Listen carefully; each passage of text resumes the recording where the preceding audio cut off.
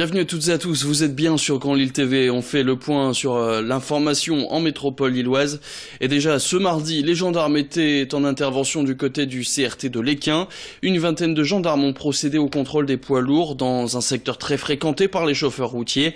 Des forces de l'ordre qui ont évidemment vérifié les cargaisons mais aussi le temps de travail, de conduite et de repos de tous les chauffeurs qu'ils ont rencontrés. En cas d'infraction, sachez que les chauffeurs français risquent l'immobilisation de leur véhicule et la mise en place d'une procédure. Pour les chauffeurs étrangers qui ont été interceptés, eux ont dû s'acquitter d'une amende. En 2017, ces amendes ont rapporté 110 000 € à l'État français. Alors ce groupement qui était en opération du côté de l'Équin est composé uniquement de volontaires. L'an dernier, ils ont réalisé une trentaine d'opérations de ce style dans le Nord et ils ont relevé 764 infractions. Plus d'informations au micro d'Idil Gunaï. Ça a évolué. On travaille rarement avec des disques maintenant, on travaille avec des cartes. Donc les disques, avant, à une époque, on travaillait sur 7 jours. Maintenant, on travaille sur 28 jours d'activité du chauffeur. Vous voyez, ça devient, c'est assez lourd. Mais nous avons des moyens d'analyse numérique embarqués qui nous permettent d'analyser complètement l'activité du chauffeur. C'est-à-dire repos, temps de pause, conduite et travail. Et avec ces analyses, nous pouvons constater des infractions que nous relevons. Autre actualité, les fumeurs le savent sûrement, le prix du tabac a augmenté le mois dernier, il devra encore même monter dans les prochaines années pour que le paquet de cigarettes atteigne les 10 €. Une hausse qui provoque donc une montée de la contrebande et la fuite des clients vers les pays frontaliers, surtout dans la région. Une problématique bien connue des buralistes, mais aussi des douaniers du Nord-Pas-de-Calais. Dans le Nord, seuls 60% des cigarettes fumées seraient issues du réseau légal. C'est pour trouver des solutions que les professionnels du tabac et les douanes s'unissent dans ce qu'ils appellent des journées de la transformation, organisées partout en France depuis le début du mois de mars. Les buralistes qui d'ailleurs se retroussent les manches pour sauver leur activité, qui demain ne pourra plus uniquement vivre de la vente du tabac. C'est pour ça qu'ils ont récemment développé de nombreux services proposés avec notamment les colis, l'ouverture de comptes bancaires ou les ventes de cigarettes électroniques. Xavier Silly a assisté pour nous à une de ces journées. Les chiffres sont à la baisse aux alentours de 5%, donc on peut imaginer que ce n'est pas forcément la consommation qui a baissé, mais l'achat dans le réseau légal. Ici, nous sommes sur des pointes assez significatives de réseaux licites. Sur la région nord, on est aux alentours de 34%, 39%, 40%, selon les enquêtes qui ont été conduites de consommation non issus du réseau légal des buralistes. Donc si vous voulez une santé publique efficace, telle que le souhaite le gouvernement, il faut aussi que les contrôles et les frontières soient un peu plus étanches.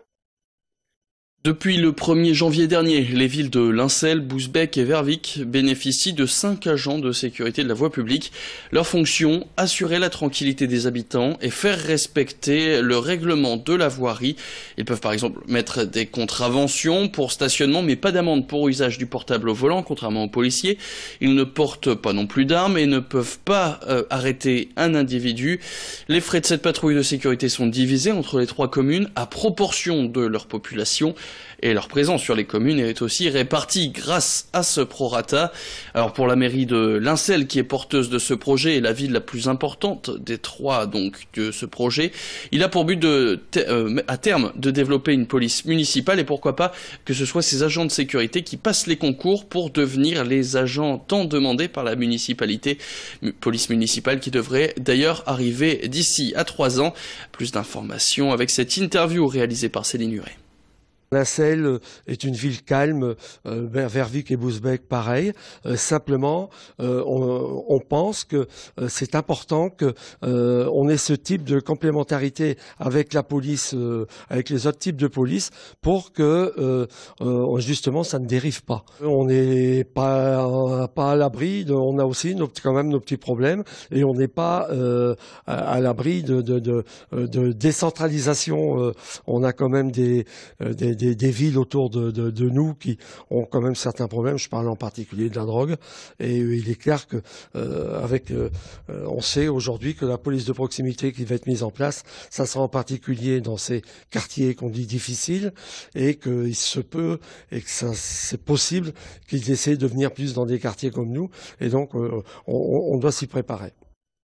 Et sur Grand Lille TV maintenant, on se pose cette question. Comment faire manger des produits laitiers quand son enfant est intolérant au lactose? C'est la même question que s'est posée il y a un an Stéphanie Rome, qui est maman de 2 jumelles qui ont montré très tôt des intolérances aux protéines de lait de vache.